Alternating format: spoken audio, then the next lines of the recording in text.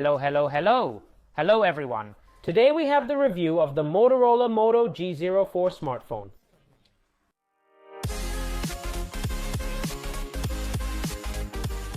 The Moto G04 features an 8-core Unisoc T606 processor running at 1.6 GHz with a Mali G57 MP1 GPU.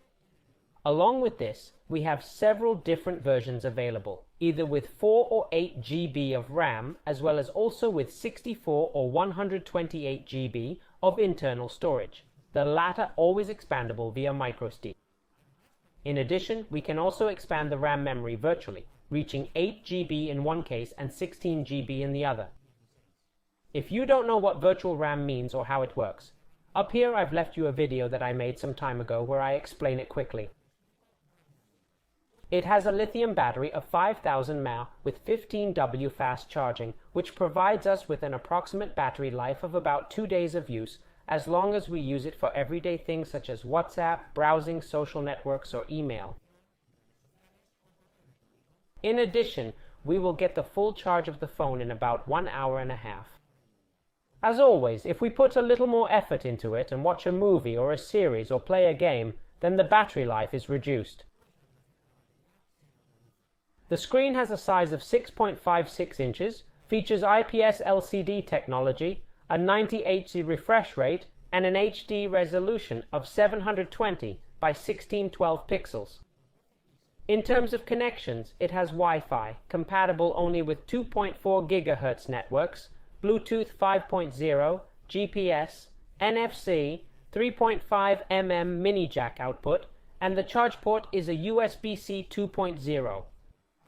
Let's check out the issue of cameras. In this case, on the back, it only has one lens with a 16 megapixel sensor, a 2.2 focal aperture, and PDAF autofocus with LED flash and HDR. In terms of video recording, it reaches full HD 1080p resolution at 30 FPS. On the other hand, the front-facing camera mounts a lens with a 5 megapixel sensor, a 2.2 focal aperture, and the video resolution gets up to 1080p at 30 FPS. It comes standard with the Android 14 operating system. Finally, it's available in several different colors, and in terms of price, we can find it between about 100 or 120 euros, depending on the version. As always, I'll leave you a direct link in the description if you want to buy one. And now, after checking out the features, let's go to the unboxing. Well guys, in terms of what's in the box, the first thing we have here is, of course, the mobile phone, which we're going to put aside as usual to look at in more detail later. And as for the accessories, we've found the charging accessories. On one hand, we have the network adapter to be able to connect the phone to the power grid and charge it along with the cable, with a normal USB end that will connect to the network adapter and a USB-C end that goes to the phone. Besides that, we also found a gel case for the back of the phone, the instructions and warranty, and the clip skewer to open the microSD and SIM slots. So guys, after the unboxing, we're moving on to the really interesting part, which is looking at the phone in more detail. The phone weighs 175 grams, and in terms of measurements, it's 16 centimeters tall, 7.5 centimeters wide, and approximately 8 millimeters thick. On the top, we find the Dolby Atmos logo along with the 3.5mm mini jack port.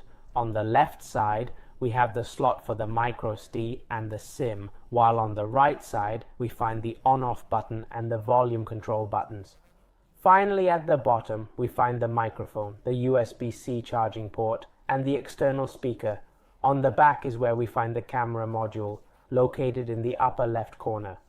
Here we can see the main lens located at the top, and the LED flash at the bottom. Finally, on the front, of course, we've got the screen. Here at the top, we've got the front camera embedded, and a little bit higher up, in the little frame that there is, we've got the internal speaker. Now, once we've seen the phone in detail, we move on to look at the performance. The phone doesn't work badly at all for use in everyday tasks. And it's quite complicated to get stuck using WhatsApp, browsing, watching YouTube, or looking at email that in the end is an entry-level phone, and this should be its main task. The screen seems to me to have quite good contrast and lighting for an IPS, which are normally more subdued than AMOLED, so visually I don't have any drawbacks. Obviously, it's not a top panel, but it descends wonderfully within its possibilities.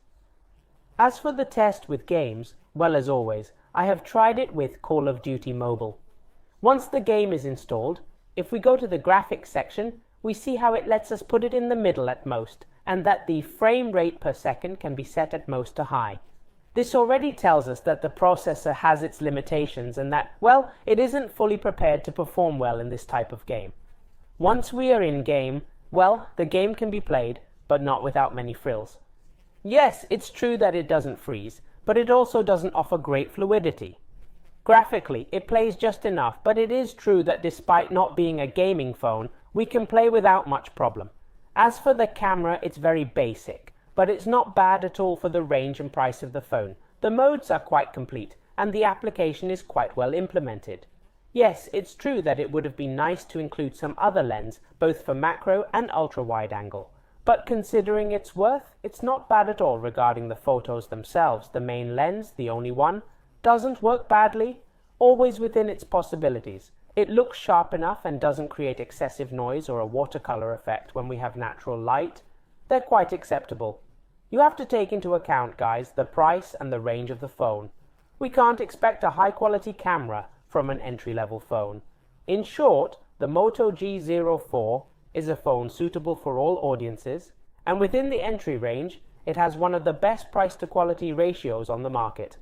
Although I remind you that Motorola also has the Moto G14 model, which we already saw on the channel. I also link it up here. And for me, it's still the best option in this price range. Well guys, so that's as far as the Motorola Moto G04 smartphone review goes. As always, if the video has been useful to you, don't forget to leave me a good like, which is super important. And remember to subscribe to the channel and hit the bell so you don't miss anything. From my side, that's all. As always, a pleasure, and see you in the next video.